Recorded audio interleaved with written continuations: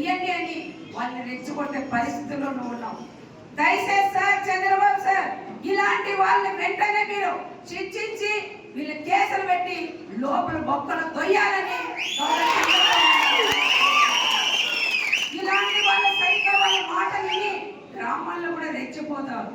రెచ్చపోతే మన వాళ్ళేమో గాజలు తొడుకు ఈ పక్క కూడా రెచ్చిపోతాం. అప్పుడు రెచ్చపోయినప్పుడు వాళ్ళ వీళ్ళు కేసులు వస్తాయి. చాలా మంది ఇబ్బందులు కూడా పడతారు. ఆయన రెపరెప అంటాడు, పైన ఉంటాడు, కింద వాళ్ళు మాత్రం చాలా ఇబ్బందులు పడే పరిస్థితులు ఉంటారు.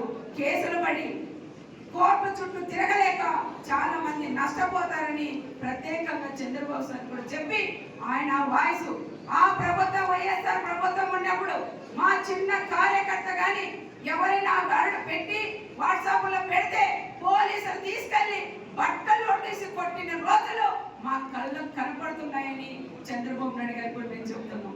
అలాంటి వాళ్ళు కూడా సెల్ ఫోన్ కూడా తీసుకొని అక్క మా సెల్ ఫోన్ పీకున్నారు, మమ్మల్ని చాలా దురుసుగా మాట్లాడారు, మా అమ్మల్ని అక్కలు తిట్టారు అని ఎంతో మంది ఏడ్చిన యువత కూడా మా కళ్ళ ముందు కనపడతారు. మరి ఇలాంటి వ్యక్తిని జగన్మోహన్ రెడ్డి లాంటి వ్యక్తిని ఏ జైలుకు పంపిస్తారనే విషయం మన అందరూ కూడా నిర్ణయం తీసుకోవాలని మన గౌరవ ముఖ్యమంత్రి చంద్రబాబు నాయుడు గారిని నేను కోరుకున్నాం. రెచ్చిపోయి మాట్లాడి చాలా మందికి ఇబ్బందులు కూడా పెడుతున్నారు. దయచేసి ఇలాంటి వాళ్ళని కఠినంగా శిక్షించాలని మరొకసారి చంద్రబాబు నాయుడు గారికి నా రాప్తా నియోజకవర్గం ప్రజలందరి తరఫున నేను సార్ కూడా విజ్ఞప్తి చేస్తున్నాను కూడా తెలియజేసుకుంటూ అందరం పోయి